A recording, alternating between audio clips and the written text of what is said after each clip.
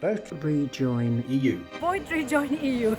From some points of view, the meeting between the European leaders and Donald Trump last Monday on the subject of Ukraine was a minor success, perhaps even a major success for the European leaders. They clearly had coordinated their positions beforehand. They had all concluded that the right tactic to adopt in order to steer Donald Trump away from a disastrous change of course on the Ukrainian policy was to flatter him outrageously and to tell him that he was the only hope of peace and to encourage him to adopt a firmer position towards Putin compared with the rather spineless position that he'd adopted in Anchorage the weekend before. This had some modest success. It seems that, as many bullies, Trump doesn't like clear disagreement with people whom he has to take seriously, as indeed he had to take seriously the European leaders gathered together, all singing from the same hymn sheet. So far, so good. There's been a little less talk from Trump over the past few days about forcing Ukraine to give up territory, and even the suggestion from him and his advisors that it may be possible for America to participate seriously in security guarantees for the future of Ukraine. But despite this minor success, this success that must be recognized, there were many question marks and anomalies which arose from the meeting. The first question mark is whether appeasement is ever a good tactic in international affairs. There have been comparisons drawn with the Munich meeting of 1938. The comparison with the Anchorage meeting is a curious one, or more precisely with the European leaders meeting. The European leaders meeting was devoted towards attempting to appease Trump by telling him how wonderful and how statesmanlike he was, in the hope that he wouldn't then continue to appease Putin. We must doubt really whether in the long term that's going to work. Putin has not shown any sign of being willing to meet with Zelensky. There have been provocative events since the bombing of American factories in Ukraine. And always when we face up to the question of appeasement, we must ask ourselves, are you simply hoping that the crocodile will eat you last? He will get round to eating you eventually. And it's a pretty rickety foundation upon which the European leaders are dealing with Trump if they have to flatter him and tell him how marvelous he is in a way that they clearly don't believe. Macron, for instance, after the meeting, talked very scathingly about the rapacious nature of Russia and warned that we in Western Europe needed to do a great deal more independently to secure our own security. The second strange aspect of this meeting between the European leaders and Donald Trump was that we have to ask ourselves, why should the European leaders need to abase themselves in the way that they did before Donald Trump? Why is it that the European leaders and European countries can't make a much better job of defending themselves against Russia? Why are they so dependent for their security upon the security blanket provided by the United States since the Second World War, and which now seems in real doubt as a result of the personal volatility and strangeness of Donald Trump? There's obviously a historical answer to that. Particularly since the 1990s, the Europeans have got used to the idea that they can scale back substantially their defense expenditure. That includes the United Kingdom, of course, and engage in what they call peace dividend. But even with scaled back military expenditure, United Europe, the European countries, vastly outweigh economically and even militarily the Russian threat. Why is it that they feel themselves so much on the back foot vis-a-vis a recrudescent, a renascent, a militarily renascent Russia, which has found it so difficult to make progress even in Ukraine? How much more difficult would Russia find it to make progress, military progress, against the united Western Europe?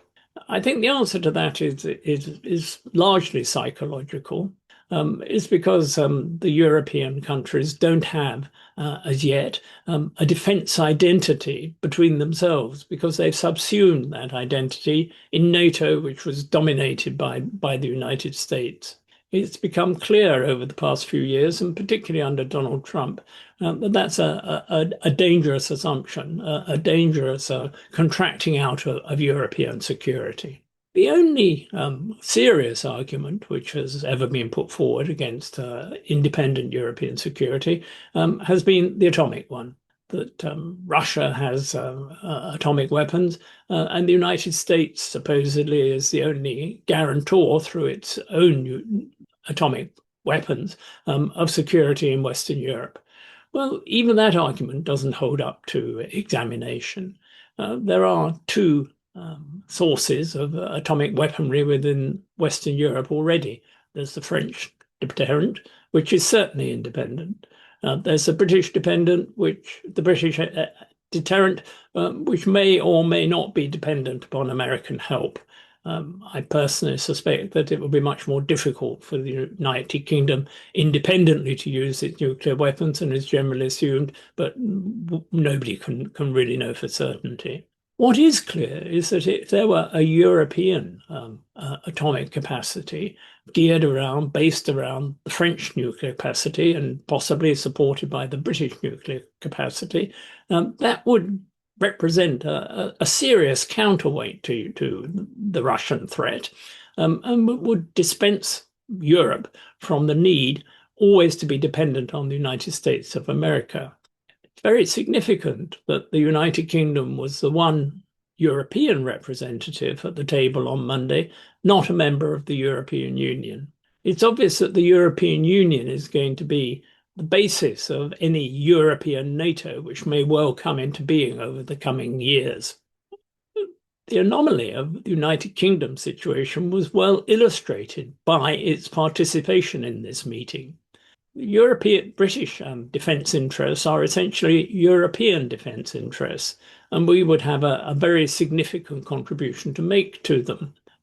Within the Brexit referendum, an important subset of arguments was to do with bringing the United Kingdom closer to the United States economically, culturally, and militarily.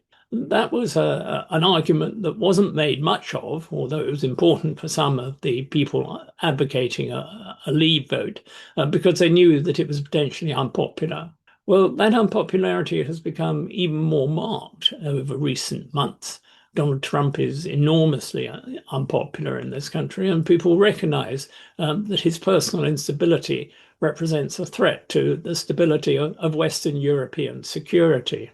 It would be very appropriate if the United Kingdom took a lead in establishing a European NATO, which would be, in my view, a very natural and appropriate path back into the European Union, because it's obvious that the European Union is the institutional framework, particularly given the possibilities of common defence procurement for a common European defence. Originally, the European integrative project was based upon the idea of the integration of defence forces, but that fell by the wayside in the 1950s. And the European Union, the European Community, pursued an economic model of integration first. It seems now that it will be very rapidly returning to the defense-related and to the military level of integration. And that's something that the United Kingdom could play a very worthwhile role in bringing about. We've said before, the Rejoin EU party has said on a number of occasions that joining the single market, joining the customs union, would transform the economic prospects of the Labour government over the next 4 years.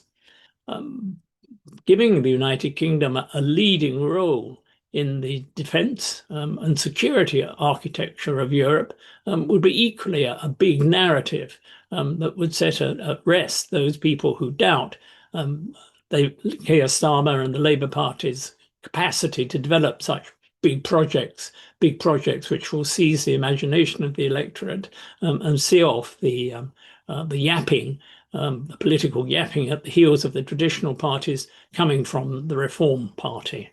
I am quite optimistic that this project of a European NATO is a realistic one. Let's hope that in 10 years' time, when this European NATO meets with the President of the United States, is on a basis of greater equality. It won't be necessary to flatter and stroke the ego of a surprisingly unstable and volatile United States president. That would be a change much for the better. And it's a perfectly realistic change. The Europeans simply need to be braver than they are at the moment. And the United Kingdom certainly has a role to play in bringing about and leading the way to such courage. Vote Rejoin EU. Join the EU vision.